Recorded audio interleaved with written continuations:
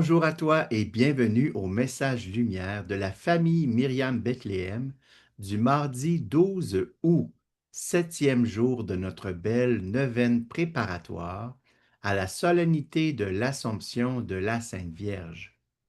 Aujourd'hui, nous allons aborder un chapitre du livre de la toute petitesse en Marie qui me rejoint beaucoup dans mon souci d'amener le plus d'âmes possible à une grâce très particulière, c'est-à-dire la vie d'oraison. Le chapitre d'aujourd'hui s'intitule justement La vie d'oraison des petits dans le sein de Marie.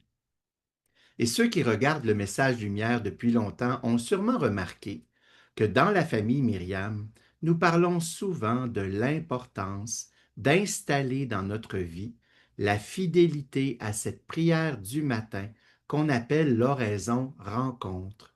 Et on parle aussi beaucoup des traditions d'intimité liées à l'oraison qui nous permettent de prolonger ce moment du matin toute la journée et qui fait de notre vie une vie d'oraison.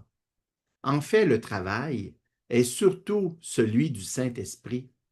Et quand le Saint-Esprit est là, Marie n'est pas loin. Alors je pense, elle qui a été couverte de l'Esprit Saint à l'Annonciation, au pied de la croix et à la Pentecôte, je pense qu'avec ce don de la toute petitesse que Marie veut nous partager et que nous demandons pendant cette neuvaine, nous obtiendrons de Marie cette grâce, c'est d'avoir une vraie vie d'oraison, une présence à Jésus constante. Alors regardons ensemble ce que nous dit Marie de Fisolée au chapitre 7. La vie des petits de Marie devrait être une vie ininterrompue d'oraison, une vie de pur amour, la vie de son pur amour. Pour les âmes qui vivent ex ipsa, ça veut dire à l'extérieur, et qui se servent de Marie d'une manière facultative et intermittente, par Marie, avec Marie, de temps en temps, l'oraison sera une conversation, un cœur à cœur, un élan, parfois un regard, ce qui est plus simple encore. Mais elle ne sera pas ce contact intime, direct, vivant, immédiat avec la source de la vie. C'est en cela que la vie in ipsa en Marie est si merveilleuse pour favoriser une oraison qui ne sera plus seulement dans nos journées un temps déterminé, mais toute la vie.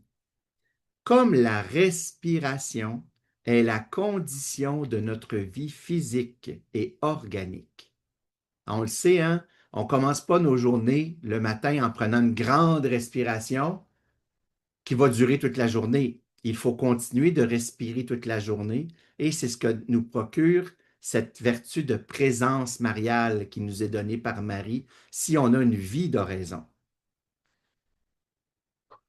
As-tu le goût, comme moi, de passer tes journées en présence de la Trinité, d'être comme Marie, écoute bien, ordonné à la charité? C'est sa foi pure et vive qui l'ont gardé dans cette charité, qui l'ont euh, ordonné à la charité plénière dans ces deux objets, Dieu et le prochain. Évidemment, ce ne sera pas fait par magie, et le chemin de l'oraison demeurera un chemin étroit et exigeant, car l'amour est exigeant. Mais cette espérance que nous avons d'entrer vraiment dans le sein de Marie pourrait nous stimuler, je l'espère encore aujourd'hui, à soigner notre fidélité à l'oraison rencontre du matin. Par exemple, si tu as de la difficulté à vivre ce moment tous les jours, n'hésite pas à en parler à quelqu'un de confiance comme un prêtre ou un ou une guide spirituelle, quelqu'un qui pourra te conseiller et t'accompagner dans ce défi d'établir la fidélité à l'oraison, car les fruits de cette fidélité sont trop importants pour passer à côté. C'est la condition du cheminement spirituel. Et si tu fais déjà oraison quotidiennement, tu peux toujours soigner ton oraison, par exemple, en te préparant la veille par une lecture biblique, en écoutant le message lumière et en faisant un meilleur silence dans ton environnement de vie.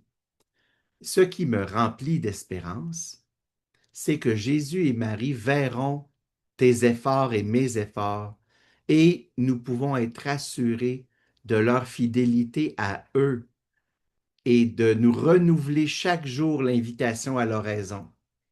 Alors que Marie, au terme de cette neuvaine qui approche, te comble d'une montée dans ta vie intérieure, ta vie d'oraison, par le partage de son don de toute petitesse. On continue de le demander. Et j'irais même jusqu'à demander à Marie aussi une touche du don de sagesse pour que nous puissions goûter à cette charité plénière qui habitait Marie pour Dieu et pour chacun d'entre nous. Sois béni en cette journée. Bonne fin de neuvaine. Au revoir et à bientôt.